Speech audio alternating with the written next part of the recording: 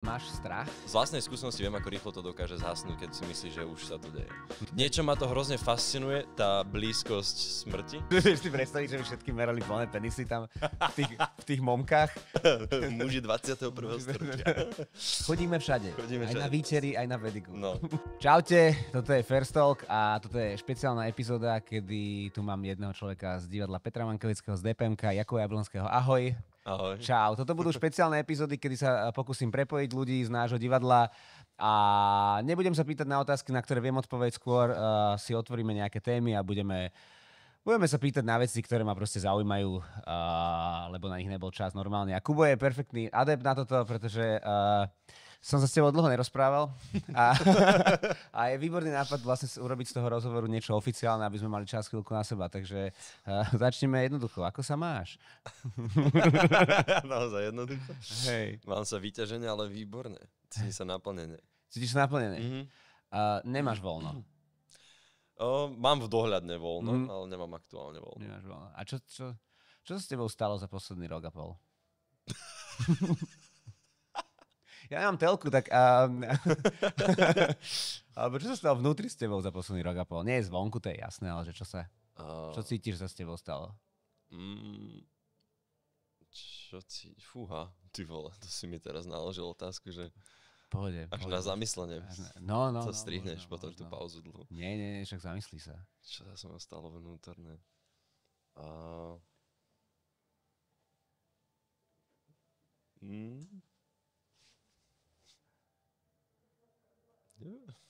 Nechcem povedať neviem, lebo to je najhoršia odpoveď. Nemám rád, keď ľudia hovoria neviem, ale... Taký som, neviem, asi som ešte viac dumavejší, jak som býval. Máš pocit, že sa viacej dostal do seba? No tak viac prehodnocujem všetko. Teda snažím sa viac prehodnotiť všetko, čo poviem a väčšinou sa mi to nepodarí. Najprv to poviem, potom to prehodnocujem, že prečo som to povedal nahlas. Máš momentálne pocit, že máš viac vážiť slova, keď prehodnocuješ? Hej, lebo vieš prečo? Lebo za posledné obdobie sa asi najviac, čo sa zmenilo v tom živote, je bulvár. V mojom prípade. Že došiel do života. Že došiel do života, došiel výrazne a vlastne až postupne sa učím, že naozaj čokoľvek ja poviem, tak sa dá zneužiť proti mne a dá sa z toho vyfabulovať príbeh. Takže vlastne snažím sa čím ďalej tým viac si dávať pozor, čo poviem z osobného života. Čo sa týka toho spoločenského, tak tam si servitku stále nedávam, ako som si povedal už dávno v živote, že si nechcem nikdy dávať, že to si nemyslím, že by tam som sa mal nejako obmedzovať svoju slobodu slova, ale čo sa týka toho osobného života, sa snažím naučiť ho chrániť viac. Čiže máš, okej. Čiže máš pocit, že sa proti tomu dá nejak bojovať, proti tomu ako bulváru a znehodnocovaniu informácií, že sa ako keby dá s tým niečo robiť, či sa dá iba s tým splínuť? Splínuť asi. A aspoň mne začal funguje celkom hrať takého mŕtvého chrobáka, že vlastne začal som robiť takú vec, že keď napríklad odo mňa nejaký projekt chce PR rozhovor alebo niečo, tak z toho PR rozhovoru vymazávam otázky, ktoré sa netýkajú toho projektu. Napríklad, že to považujem za ochranu toho, že vlastne, ak to je raz PR rozhovor, tak je to PR rozhovor. Kategoricky už odmietam bulvárne plátky, nie mienkotvorné. Tie mienkotvorné som vždy rád, keď sa ozvú a rád dám rozhovor, lebo viem, že ten rozhovor bude k veci. Ale už aj v produkciách som povedal, že vlastne bulvárne plátky nebudem robiť rozhovory. A máš pocit, že ti začali niečo zasiahlo do súkromia? Že si niečo prečítal, že si hovoril, že aha, že toto nemalo ísť ďalej. Alebo sú skôr nejaké akoby dovymýšľané veci, alebo... Sú dovymýšľané veci a to, že mal som niekoľkokrát sledovačku na sebe z bulváru, že ťa prenasledujú. Akože old school paparazzi? Old school paparazzi, alebo že ti dajú, že vyhrážku, že vás budú prenasledovať, alebo tak mne, alebo niekomu z blízkeho okolia, keď nepovieš niečo a podobné veci. A také naťahovačky. A to sa dialo len, kým som s nimi komunikoval. A keď som s nimi prestal komunikovať, tak potom sa to zvrtlo na také vyfabulované príbehy. A teraz to na chvíľu našťastie. Čiže normálne v dobe Instagramu a týchto vecí, kedy vlastne... Ja zo svojej laickej tejto vnímam bulvár, že to je, že napíšeš si post a z tých vied sa vyrobí článok. A to je druhá vec, ten sociálne sieť, čo si povedal, že oveľa viac teraz zvažujem, čo dám na close friends, na Instagram napríklad, a čo dám na stenu. Ja som si to nedávno uvedomil, že keď zistíš, že niekto má okolo toho tú zelený krúžok, vieš, a si povieš, že to niečo znamená. Vieš, lebo Sa cítiš taký privilegovaný však? On si povie, že ty si teraz jeho close, že áno, že si bezpečný. Že som bezpečný. A teraz si hovoríš, a čo vy ostatní hajzli? Čo som vám spravil? Že prečo nie som všetký vy to asi iba nepoužívate.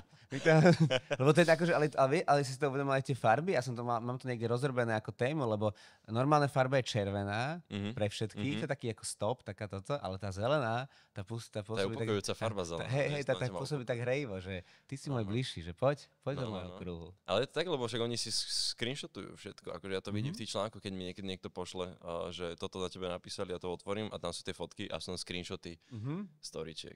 Tak som taký, že OK. A vtedy som začal zamýšľať nad tým, že naozaj už ten osobný život nedávam teda takmer vôbec na verejne. To mi prišlo, že toto je ako ten lenivý bulvár, že taký, že niekto je doma na telefóne a robí screenshoty a že OK, ale tento old school bulvár, akože 90-kový, 80-kový, že naozaj si bulvárny fotograf a niekoho naozaj niekde čakáš, lebo to je taká vlastne nejaká investigatívna, trochu nuda vlastne, lebo vlastne ty musíš čakať, že ty máš niekde hodinu a pol točenie, 2 hodiny a ty si vonku a zatiaľ akože tak asi možno to robí ten typek aj, že pokiaľ ťa čaká pred niekým, tak je na mobile, na tom Instagrame a robíte screenshoty a keď ide, tak robí tú live, že to môže robiť jeden človek. Neviem, ale viem o tom, že jeden človek robí minimálne 3 plátkom, som si všimol. Aha. A že už viem, ktorý to je. A že pamätám si, že prvýkrát, ja som si myslel, že to na proteste sme ho stretli. Tam som aj ja odfotený. A tam si bol s nami odfotený. A ja som si myslel, že to je Pandáky, ktorý je teda tiež z otvorenej kultúry alebo niečo a že to tak dokumentuje pre všetky. A on tak z diaľky zamával, ja že som zamával. Videl som, že fotia, bol to poď. A potom som ho videl na ďalšie a ďalšie akcie. A videl som, že tie fotky pristávajú práve v tých médiách, ktoré teda ja kategoricky odmietam. A bol som, že aha, tak to si ty. OK, dobre vedieť. Aha, OK. Čiže vlastne to je slovenské je super, jak je malý trh, ne? Že jak je to niekedy... Áno, že majú jedného čama. Že máme, že ani by si nenazval, že máme paparazzi. Máme jedného. Je to vôbec zase povedať paparazzi v jednotnom čísle? Je to jeden paparac? Paparac. Dobre, či toto sa udialo, jasné, strážiš si veci a tak ďalej, a máš nejakú, tak je to nejaký boom, teraz ešte aj z Let's Dance, teraz si mi to pred chvíľou vravel, máte aj turné, čiže stále tancuješ a kde cítiš, že bude nejaká ďalšia etapa niečoho? Že už sa vlastne uzavrie asi toto veľké celé tanečné a že máš niečo, že chcem mať, že ja neviem, sabatikál teraz, alebo chcem, že rovno skočiť do niečoho úplne iného, alebo jak? Je to teraz také, sa to bude lámať. Veľa projektov ukončím v decembri z tohto roku, čo mám roztočených a rozrobených. A potom idem na 27 dní, v podstate na taký sabatikál, lebo idem len cestovať. A potom sa vrátim a mám vlastne iba 2 projekty pred sebou, jeden divadelný, jeden televízny. A som taký veľký otáznik tam je v tom priestore teraz, že čo ma čaká ďalej. A k tomu výletu sa chcem ešte dostať, ale zaujímavá jedna vec, máš strach? Lebo ja som si všimol, že nech je človek v mojom okolí akokoľvek populárny a má akokoľvek veľa práce, alebo je to človek, ktorý vyšiel zo školy a nemá žiadnu prácu, tak vnímam, že vedia mať obidvaja ľudia úplne rovnakú emóciu strachu, že čo so mnou pre Boha bude, kto ma obsadí, nebudem mať robotu a tak ďalej. A hovorím si, že jeden človek už má pocit, že ty už iba investuj rozumne. A ten druhý, že rozumiem tvojmu strachu, lebo teraz si vyšiel, že či už máš nejaký ako pokoj s tým. Lebo viem, že si mával tento strach, že čo bude. A taký ten prirodzený, ktorý majú ľudia v umení, lebo však nie sme zamestnaní a tak ďalej, ideš z projektu do projektu a tak ďalej, granty, veci, politika riešiš. Ale že či máš pocit, že už nejakého kľudu, že OK, že mám nejaké bezpečie alebo nejaký základ. Ne, máš strach. Mám strach. Okay. Mám strach napríklad od toho nového roku, že čo bude. Lebo viem, že toho nebude veľa. A som taký, že... Lebo viem, z vlastnej skúsenosti viem, ako rýchlo to dokáže zhasnúť, keď si myslíš, že už sa to deje. Čiže mám stále aj agentky svoje bombardujem s tým, že poďme niečo už nájsť teraz, kým skončí tento rok do toho ďalšieho roku, lebo že čo potom už bude neskoro hľadať. Že? No a nemáš, to je sranda. A nemáš proste pocit, že tak tým pádom nie je to nejaké nekonečno, že ten strach vlastne nikdy neskončí? Alebo je to, že už až od dôchodcu? Asi záleží od človeka. Lebo ja poznám ľudí aj v mojej vekovke, ktorí sú úplne v pohode. Že sú si vedomi akoby, že svojej kvality a aj toho, že tá práca bude a keď chvíľu nebude, tak im to ako veľmi neprekáže. Ja som skôr ten typ, že keď chvíľu nie je, tak ma prepadá panika, že asi som zlyhal v tých projektoch a nikto so mnou teraz nechce robiť zase. Wow. Ale ja som mal tak, že môj pocit bol, že ľudia, ktorí už robia pravidelne, majú tento strach, že ten strach majú kvôli tomu, že sa boja, že sa ocitnú sami so sebou a s nejakými nedoriešenými vecami. Ale pre teba som ten pocit nejak nikdy nemal. Mňa skôr baví tá robota, ja by som ju chcel stále robiť. A nehovorím, že viac a viac a viac, ale chcel by som akoby mať to momentum udržať, že sa tie veci dejú. Sa bojím toho, že to prestane. A ja by som vedel, čo s tým voľným časom. Samozrejme, že by som vedel, čo s tým voľným časom, ale ešte v hlave sa mi nepodarilo sa naučiť ho užívať. Je to aj nejaká súčasť terapii, na ktoré teraz chodím, že sa snažím zistiť, že prečo ten oddych mám taký problém, že musí byť konštantne aktívny a nemôže ho byť veľa. A nájsť ten dôvody, že prečo sa neviem uvoľniť napríklad. Vieš, že ja poznám ľudí, ktorí sa tešia, že budú mať mesiac voľno. Ale ja vidím tam už len týždeň, že vidím, že mám taký, že iba skúšam napríklad v divadle. Že od 10. do 2. a teraz mám tie zbytky dňa voľné, tak ja som teraz v panike, že čo s tým? To sa nedá ísť nacestovať, nedá sa ísť na výlet, nedá sa ísť do hôr prespávať úplne, lebo ráno musím byť tu, že neviem, čo s tým voľným časom. A nie preto, že by som nevedel byť sám za sebou. Ja to mám rád, raz za čas. Ale... A si naznačil, že našiel si niekoho na to, aby ti pomohol s týmto... Lebo ja som, akože hovoril si o terapii, neviem, ako o tom chceš hovoriť, ale ja som presne z tohto dôvodu išiel na terapiu, že potrebujem vedieť, čo chcem. Že toto, že tu sú moje možnosti a potrebujem si to povedať nahlas pred niekým a ja som chytil takú dobrú terapeutku, ktorá mi presne povedala, však ale iba sa počúvaj, ako o tom hovoríš. Tak toto je jasné, že nie, však jak to hovoríš. Keď už iba to, že teraz hovoríš o tomto a potom hovoríš takto o tomto, že tak chodí iba za tým hlasom, že to je celé, že aj toto bol nejaký dôvod. Ja vždy, keď som bol v krízovej situácii v živote, tak som mal chuť ísť na terapiu. A vždy som to tak niekomu povedal. Väčšinou som povedal Lenke Libiakovej, dobre poznáš. Za chvíľku tu bude. A ona ma vždy posielala, že mám skúsiť terapiu a tak, že si myslí, že mi to pomôže a že pôjdem a nejakým kedy som nešiel. A prednedávnom som si tak sedel doma a hovel na zadku a hovoril si, že jak je všetko tak dobre teraz. Taký strašný kľud, že som taký zvedavý, že prečo je taký kľud a že ja cítim taký pokoj taký v sebe chvíľu. A som si povedal, že teraz idem na terapiu. To je inak najlepší čas. A napísal som Lenke, ona mi odporúčila teda 2 terapeutky, jednou z nich som sa dohodol a k nej som začal chodiť. A aj to prvé sedenie bolo také, že som vlastne povedal, že ja neviem úplne, prečo som tu, že je mi dobre. Prišiel som iba hľadať a skúmať trošku viac, že cítim, že teraz je ten čas dobrý niečo preskúmať v sebe. A postupne akoby odbalujeme dáke nánosy a dáke veci a... Je to dosť dobrý čas, lebo väčšina ľudí chodí, keď je v kríze. No. A ísť dať si terapeutu, keď si relatívne v pohode, je že vraj úplne najlepšia cesta, akurát kto to dokáže spraviť. Dokázal si.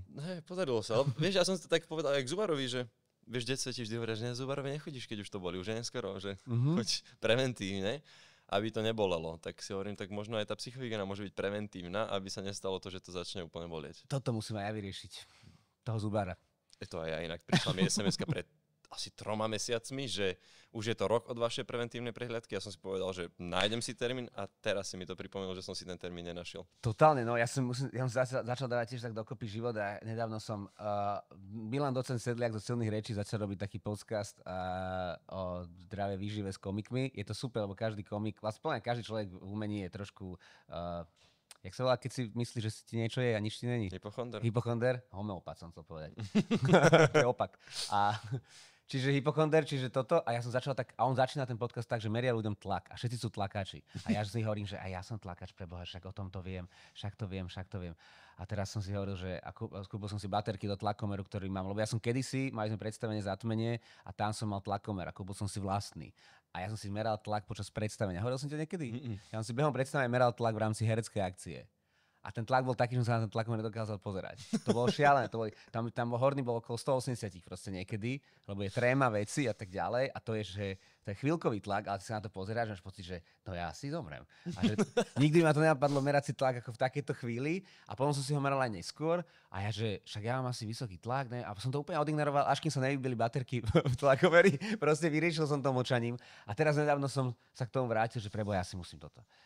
A začal som si meravať tlak a najprv som mal, že vysoký a potom sa tak ukludňoval ten, akože po dňoch, že 3-krát za deň som si ho meral a že tak som sa objednal k tejto lekárke, napísal som jej, že o čo ide a zrazu mám dobrý tlak, mal som dobré EKG a sedel som tam a že čo ten vysoký tlak, že a je možné, že ho sa pýtal na prácu, že a čo robíte, že no komik a herec a tak, no to nie si dáva až tak, že no není a že no to tak vystupujete, tak to môžete mať aj občas toho, že ne, ja sa s tým celkom dobre, keď vystupujem a že...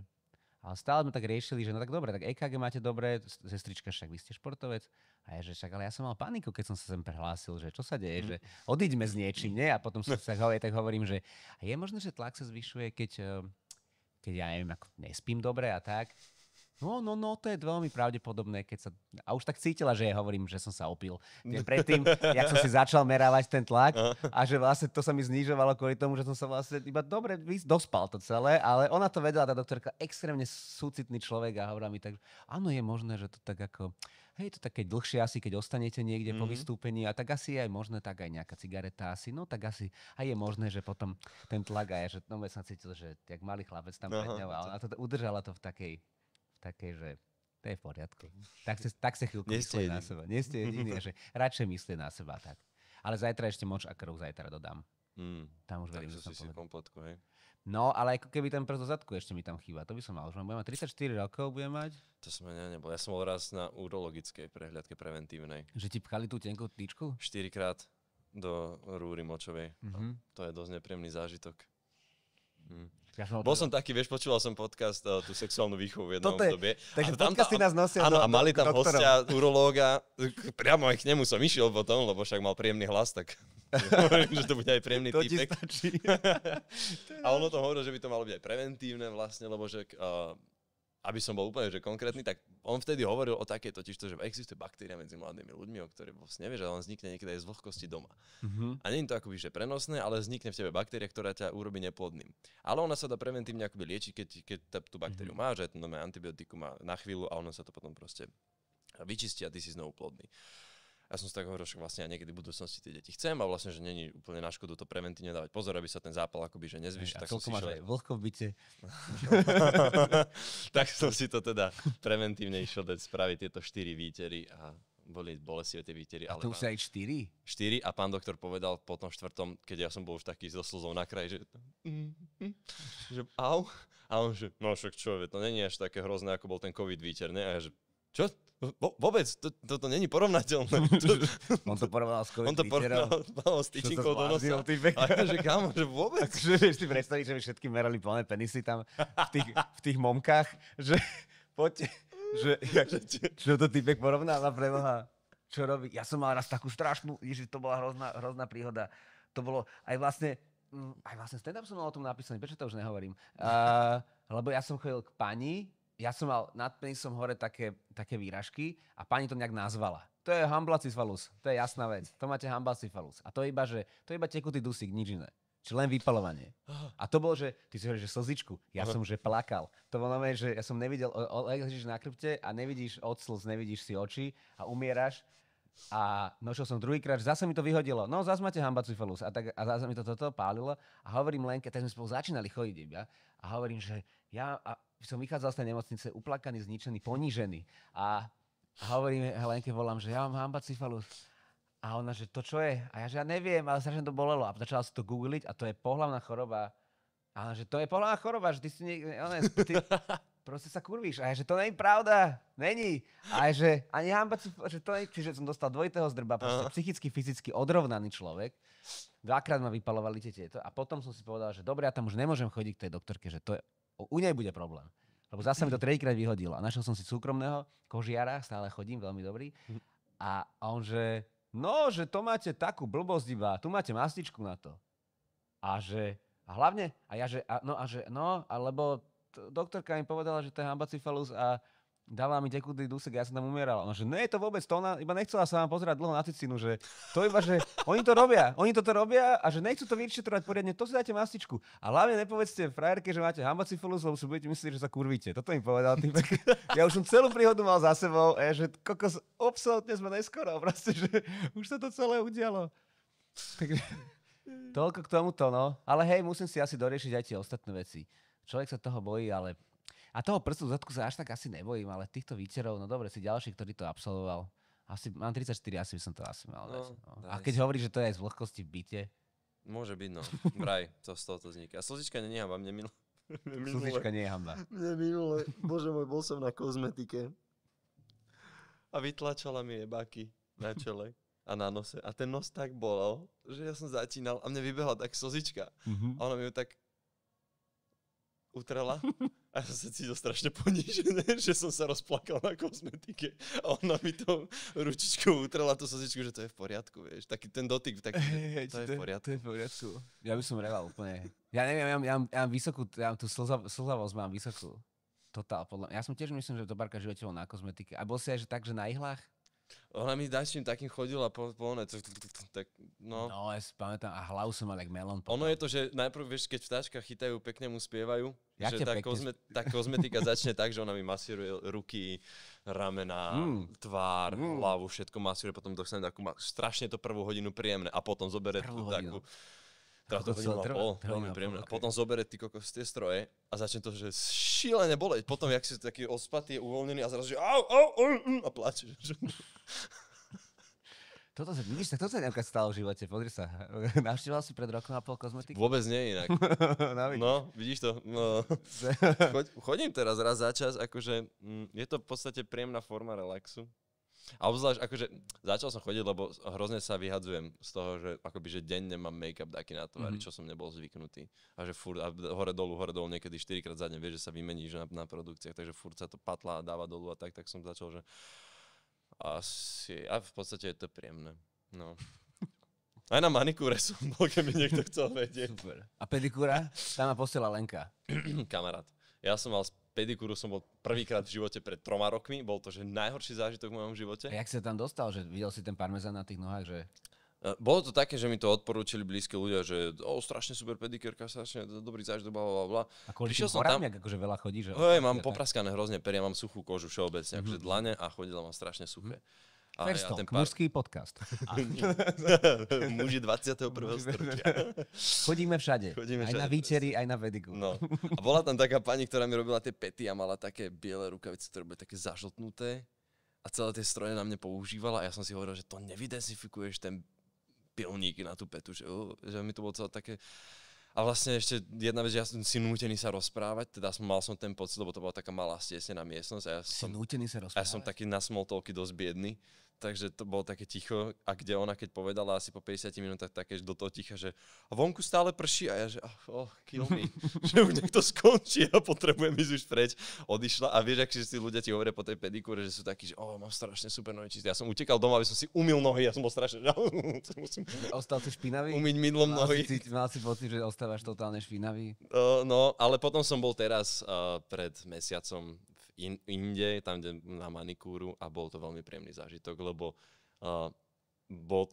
aj ja som dospel k tomu, že som vlastne si zobral knihu, čítal som sa, že budem si čítať, ak to nevadí, že budem oddychovať, ona, že jasné, a nerozprávali sme sa a bolo to vlastne celé príjemné, bol to oveľa krajší priestor, môžeš čítať knihu, keď máš takto ruky.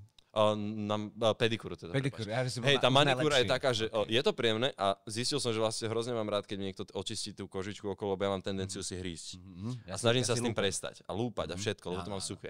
Ale v momente, ako mi to niekto spraví, volá sa to, že japonská pánska manikúra. To pánska, aby si cítil tak to pánska, aby si sa cítil a japonská, že máš pocit, že aj samuraji chodili na to. Tak. Si si aj kimono zobral od nich. Áno, presne tak, odkedy chodím na japonskú pánsku manikúru, tak chodím v kimone. Tak cítim nejaké ako prepojenie východné. Hej, ale to máš pravdu, že tam sa nedá čítať. A tam sa teda, no... Tam si cez to sklo, nie? Vieš čo, nie, chodím k také, že to je... Aby som im spravil reklamu, lebo sú strašne super, ale není to spolupráca. Nie, že by nebola ponúknutá, ale necítim sa, že by som bol influencer, ktorý bude promovať veci. A hej, tam sa... typu japonská manikúra? Všeobecne ten môj profil.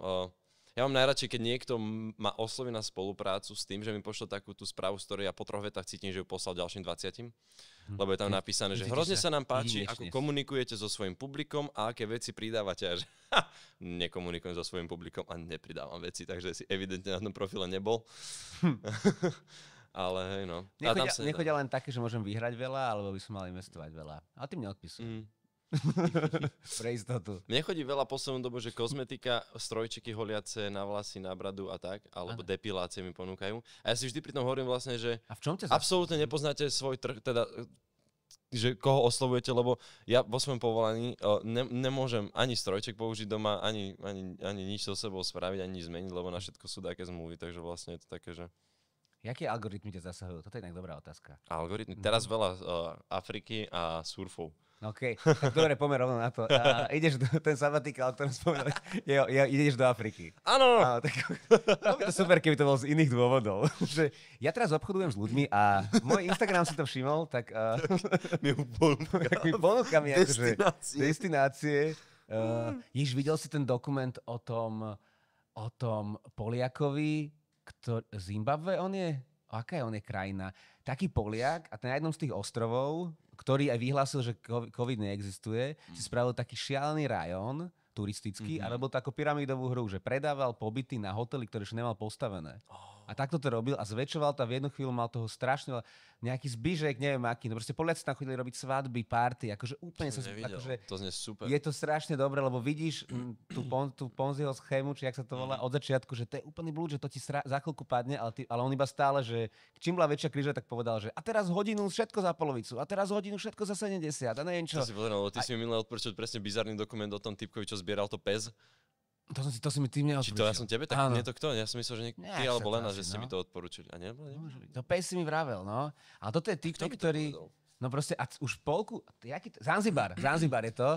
No a čo, to je Tanzánia, to takto tam sa mu podarilo? Tam sa mu podarilo, lebo ten COVID ho vyhypoval, že Poliaci mohli, lebo tam vláda, neviem, či on to nemal trochu prsty, možno už konšpirujem, že tá vláda vlastne oznámila, že oni COVID ako neriešia, že oni majú nulu, lebo netestujú, takže on robil tieto zájazdy vo veľkom a tak. No dobre, a tvoja Afrika je kde?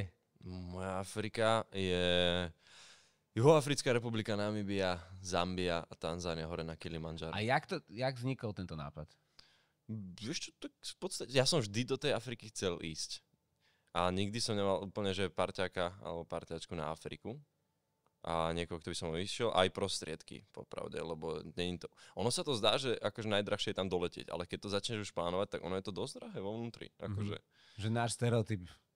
Ono je to akože všetko dosť drahé, akože ak si to chceš naozaj užiť tú Afriku. A už keď tam tak si to chceš užiť, lebo aká je pravdepodobnosť, že sa vieš do tých niektorých miest vrátiš znovu, lebo predsa len akože je to, dokopy je to skoro 15-hodinový let do tej Juhoafrickej republiky. S tým aj s prestupom. Ahojte, toto je rýchle kolo otázok pre členov DPM crew hercov. Dúfam, že nebudú vedomostné. To som mohol aj tak. Dobre. Moja prvá otázka je, môžete doplniť, rozviť, ako chcete. Duna, kniha alebo film? Ktorý film? Pôvodný alebo nový? Alebo ten, čo sa nikdy nenatočil. Alebo ten, čo sa nikdy nenatočil, lebo ten by som povedal, že Chinoracký, ne?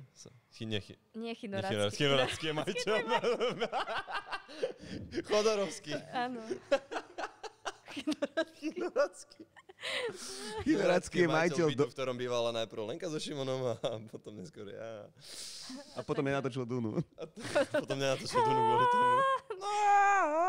Ale ja som ešte nedočítala tú knihu, čiže chýba mi ešte 17% dokonca. 17%? Jak to vieš na percenta? Ja si tak rátam, no. Na percenta? Hej, mám takú záľubu v tom. Fakt, lebo ja ti uverím, ja ti verím všetko. Ja to čítam na Kindle. A to ti ukážu, to je super. 17% mi nikdy nikto nepovedal, že koľko ti z tej kníh chýba? 17%. 17%, čiže, ale veľmi sa mi páčil film. Takže ja dávam film. Ja som obrovský fanúšik kníh. A všetkých teda tých kníh. Lenže ty si najprv čítal knihu a potom si videl film. Ja to mám naopak. A potom som videl film. Ale viem si predstaviť ľudí, ktorým sa ten film nepáči, keď nevadia kontext vôbec, lebo takých som stretol, ale mne sa hrozne páčilo to, ako to ten Denis spravil. Z čoho som ja bola extrémne šokovaná, je, že ako veľmi veľa vecí tam pozmenil z tej knihy, že aj časové veci, ale v podstate aj dejové. Vieš, že druhý film sa skončil, kedy sa tam stretli a vlastne Paul prevzal moc. Ale napríklad v knihe je, že to už mal dávno dieťa so Zendajou, hej. A vlastne úplne také, vieš, ale to vo filme nebolo. Že to mňa akože celkom šokovalo, ale páčilo sa mi to. Mne to vôbec, akože áno, že rozumiem tomu úplne, ale vlastne mne to nejako, ako by ma to neurazilo. Nie, ani mňa. Že mal som taký istý pocit ako pri Harry Potterovi. Že vieš, aj v tej filmovej verzii Harry Pottera je strašne veľa vecí pozmenených. To neviem, ja som inak nečítala nikdy Harryho Pottera. To je super inak. Je to super, ja som to čítal aj pred, aj po videní a hrozne sa mi to páčilo. Všetky knihy? Hej. Si mal strašne veľa času. Mal. A to už sa Druhá nezopakuje. otázka. Druhá otázka nadväzuje na tú prvú. Aká je posledná kniha, ktorú si čítali, alebo čo máte rozčítané? No tak ja mám rozčítanú Dunu a Kunderu. Nesnesiteľná lehkosť pití. Ne pití, ale bytí. Ja mám rozčítané práve, bola sa tam Narodený v modrú stredu a napísal to Daniel a neviem jeho priezvisko. Čo si vymyslí? Daniel Libiak. Čo si? Že to mohol byť môj bratranec. No. Pekná kniha, inak. Hej, Absint to vydal. Okay. Ten pán, čo mi napísal, to je jeho život. A je to autista s Aspergerovým To syndromom. môže byť môj bratranec, hej. A píše o tom, ako vidí svet, a ako vlastne autisti vnímajú a čo riešia, aby mohli byť začlení do spoločnosti. Autizmus a Chardonnay? Nečítal si? Prečítaj si. Dobre, ďakujem. Ktorý je podľa vás najviac alebo vôbec nedocenený slovenský herec? Môžem povedať aj seba. Nie, vieš čo? Čongor Kašaj, podľa mňa. Podľa mňa Lena. A ja to už hovorím dlho. Ale počkaj, bola herec. Herec, herečka. Alebo že herečka. ktorému by som mohol dať viac kreditu. Kreditu. To hovoríš len preto, že som tu a pozerám sa na teba. Nie, to teba. hovorím aj vždy, keď tu nie si. Come on. Ale takisto ty dobre vieš, že to hovorím všade, kde môžem, lebo je to pravda. Do steny, keď tu nie som. Doma do zrkadla. Čongi. Čongor Kašaj. A kto ešte? Porozmýšľaj troška. Poky.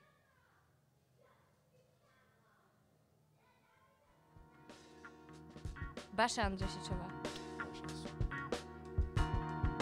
Priatelia, ďakujem, že ste sa dostali až sem. A ak chcete vidieť celú dĺžku podcastu, tak choďte na Hero Hero a stlačte odber a ja vám budem veľmi vďačný. Peniaze, ktoré dáte do toho, nedávate nie iba do podcastu, ale do aktivít celého divadla DPM, takže podporujete kultúru ako takú. A dosť ľuďom zatrnulo a pár dní potom ja som sa niekto povedal, že čo mu jeblo, že čo sa stalo? Niečo ma to hrozne fascinuje, tá blízkosť smrti. Keď tak mám povedať, vieš, akože, že stojíš na tej hrane a si vedomí, že keby ja rozhodnem... To by mal byť minister kultúry, ministerka. Ty, kamoško, na tým sa denne zamýšľam, ja neviem. Ojoj, zdravý rozum, to je silné slovo. Niekto, kto je taký normálny? Nie, normálny nie. Normálne je najhoršie slovo na ľudí.